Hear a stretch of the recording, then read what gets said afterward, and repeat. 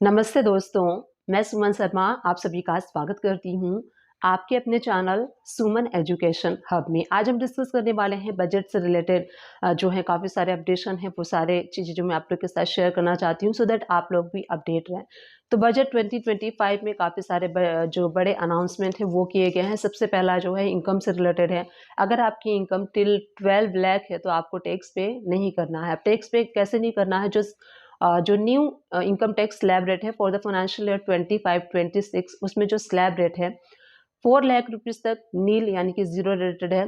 4 to 8 lakh rupees तक है तो आपका 5% टैक्स जाएगा, यानी कि अगर आप 5% कैलकुलेट करते हैं 4 to 8 लाख के बिटवीन में तो 20,000 आपका टैक्स बनता है। और 8 to 12 लाख रुपीज के बिटवीन में आपका 10% जो है टैक्स बनेगा। अगर आप उसको कैलकुलेट करेंगे तो बनता है 40,000। अब आप कहेंगे कि आपने अभी कहा कि 12 लाख रुपीस तक की इनकम हमारी जो है वो नील रहेगी, यानी कि 12 लाख रुपीस तक में जीरो रेटेड आपको टैक्स नहीं पे करना है। बट यहाँ पे तो जो मैंने टैक्स रेट आप लोग के साथ शेयर किया है उसमें तो हमें 10% टैक्स यानी कि 40,000 टैक्स पे करना पड़ रहा है।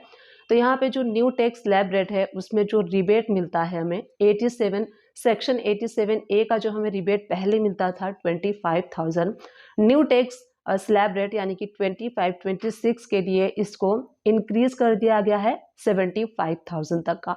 तो आपका जो 12 लाख रुपीज तक टैक्स बनता है 40,000 बनता है, और जो आपको रिबेट मिलने वाली है वो 75,000 मिलने वाली है। तो आपका यहाँ पे टैक्स जो है वो एडजस्ट होने के बाद आपको टैक्स पे नहीं करना पड़ेगा अगर आपका income up to 12 lakh rupees तक का है। और 12.5 लाख रुपीज तक भी है तब भी आपको टैक्स पे नहीं करना पड़ेगा। 87A का आप रिबेट यूज कर सकते हैं, 75,000 आपको रिबेट मिलने वाला है।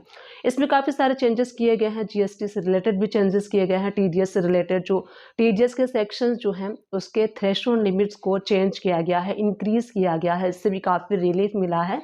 तो मैंने आप लोग के साथ इससे प्रीवियस वीडियो में शेयर किया था कि टीडीएस के थ्रेशोल्ड लिमिट किन किन टीडीएस एक्ट में सेक्शन में जो थ्रेशोल्ड लिमिट है उसको इंक्रीज किया गया है। मेजरली जो हम रेंट का टीडीएस यूज करते हैं सेक्शन 194I जो कि रेंट के लिए होता है, पहले इसकी थ्रेशोल्ड लिमिट थी 2.40 लाख, अब उसकी जो थ्रेशोल्ड लिमिट है 50,000 पर मंथ कर दी गई है।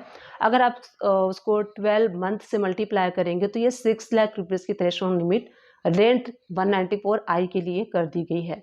कमीशन के लिए जितने भी कमीशन के सेक्शन होते थे 194D 194H जो है ये कमीशन के लिए है। तो कमीशन के लिए जो पहले थ्रेशोल्ड लिमिट थी वो 15,000 थी, अब इसको इंक्रीज करके 20,000 उसकी थ्रेशोल्ड लिमिट कर दी गई है। तो अगर आपने टीडीएस वाला वीडियो नहीं देखा है तो टीडीएस वाला वीडियो आप इससे प्रीवियस जाके देख सकते हैं, जिसमें कि टीडीएस से रिलेटेड थ्रेशोल्ड लिमिट को मैंने शेयर किया है। और टीसीएस ऑन सेल जो है उसको रिमूव कर दिया जाएगा 1 अप्रैल 2025 से। इसमें जो आपको सेल के ऊपर टीसीएस कलेक्ट करना होता था मोर देन 50 लाख रुपीज़, अगर आप किसी पार्टी को सेल करते थे तो 50 लाख रुपीज़ से जो अमाउंट एक्सेस अमाउंट होती थी उसके ऊपर आपको टीसीएस कलेक्ट करना होता था at the rate of 0.1% under section 2061CH के अकॉर्डिंग। अब इसमें क्या होता था कि ये सेल के ऊपर अप्लाई होता था, बट जो आपसे जो परचेस कर रहा है उसके लिए वो परचेस हो गया, और परचेस के लिए टीडीएस जो है वो एप्लीकेबल हो जाता है 194Q सेक्शन के अकॉर्डिंग। वहाँ पे जो टीडीएस का रेट है 0.1% है। तो इसमें काफ़ी क्लैश चलता था, कन्फ्यूज़न चलता था कि जो सेल वाली पार्टी है वो टीसीएस कलेक्ट करेगी या परचेस वाली पार्टी है वो टीडीएस कलेक्ट करेगी। तो काफ़ी सारे रिक्वेस्ट गवर्नमेंट के पास गए, तो गवर्नमेंट ने सोचा कि टीसीएस ऑन सेल जो है उसको रिमूव करना ही बेटर है। इससे क्या होता है, बहुत सारी कन्फ्यूजन्स होती हैं, क्लैश होता है। तो एक सेक्शन ऑलरेडी है परचेज करने वाले के पास 194Q के अंडर में, वो डिडक्ट कर ही रहा है, तो फिर सेल के ऊपर ज़रूरत नहीं है, तो इसीलिए टीसीएस ऑन सेल को रिमूव कर दिया गया है। अब जीएसटी से रिलेटेड भी काफ़ी सारे चेंजेस किए गए हैं। तो जीएसटी से रिलेटेड जो चेंजेस किए गए हैं, सबसे पहला जो ई वे बिल है, आप जो ई वे बिल बनाते हैं गुड्स की मूवमेंट के लिए, जो हम ई वे बिल बनाते हैं अब उसको ट्रैक किया जाएगा। तो उसको ट्रैक करने के लिए क्या है कि ट्रैक एंड ट्रेस मैकेनिज्म बनाया गया है, जहाँ पे एक यूनिक आइडेंटिफिकेशन नंबर के थ्रू आपका जो गुड्स की मूवमेंट की जाती है उसको ट्रैक किया जाएगा। क्योंकि काफ़ी सारे जो फेक इन्वाइसेस बनते हैं, कुछ लोग क्या करते हैं गुड्स की इन्वाइसेस बना लेते हैं जहाँ पे कि गुड्स की मूवमेंट नहीं हो रही है, उसका भी ई वे बिल बना लेते हैं। अब उसका ई वे बिल का आपका ट्रैक किया जाएगा। अगर आप गुड्स की मूवमेंट करते हैं तो पता चल जाएगा कि आपने गुड्स की मूवमेंट की है कि नहीं। एक यूनिक आइडेंटिफिकेशन नंबर के थ्रू ट्रैक कर लिया जाएगा कि अगर आपने एक्चुअल में बिल जो माल है वो गुड्स की मूवमेंट की है तो आपका ट्रैक होके पता चल जाएगा। अगर गुड्स की मूवमेंट नहीं की है तो इस यूनिक आइडेंटिफिकेशन नंबर के थ्रू आइडेंटिफाई हो जाएगा कि ये फेक इनवॉइस है। सेकेंड चेंजेस किया गया है, ये 55th जीएसटी काउंसिल मीटिंग में भी अनाउंस कर दिया गया था कि जो आप सेल करते हैं, जब आप सेल करते हैं तो कई केसेस में आपको क्रेडिट नोट भी बनाना पड़ता है। तो क्रेडिट नोट में पहले क्या था, जब आप सेल करते थे अपनी रिटर्न को फाइल करते थे, जीएसटीआर 1 रिटर्न जब आप फाइल करते थे तो वहाँ पे आप बी टू बी सप्लाई में शो करते थे, अपने आउटवर्ड सप्लाई में शो करते थे। मान लीजिए कि हमारा 2 लाख का 3 लाख का जो भी अमाउंट है वो सेल हुआ है और जो भी क्रेडिट नोट होता था क्रेडिट नोट के टेबल में जाके आप क्रेडिट नोट वाली अमाउंट डालते थे। मान लीजिए कि आपका सेल 5 लाख रुपीज़ का है और क्रेडिट नोट जो है वो 50,000 का है तो वो ऑटो एडजस्ट होके 4.5 लाख की आप जो है आपका टैक्स लायबिलिटी बनती थी। बट अब यहाँ पे जो क्रेडिट नोट है वो आप खुद से रिड्यूस नहीं कर सकते हैं जीएसटीआर 1 में।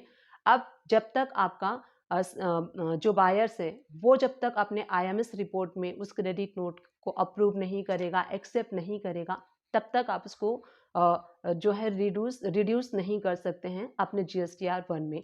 जो जिसको आपने क्रेडिट नोट इशू किया है तो वो जो आपका बायर्स होगा वो अपने उसके आईएमएस रिपोर्ट में शो होगा और वो आईएमएस रिपोर्ट में उसको अप्रूव करने के बाद उसको एक्सेप्ट करेगा। क्रेडिट नोट के लिए आईएमएस रिपोर्ट में accept and reject 2 options available होते हैं।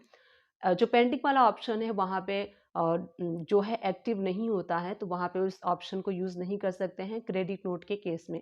एक्सेप्ट कर सकते हैं या फिर रिजेक्ट कर सकते हैं। तो जो आपका बायर है जब वो जो रिसिपिएंट है अगर वो उसको क्रेडिट नोट को आईएमएस रिपोर्ट में एक्सेप्ट करेगा तभी, यानी कि जब वो रिवर्स करेगा उस अमाउंट को तभी आप उसको अपने जीएसटीआर 1 में जो है कि रिड्यूस कर सकते हैं, अपनी जो टैक्स लायबिलिटी है उसको रिड्यूस कर सकते हैं।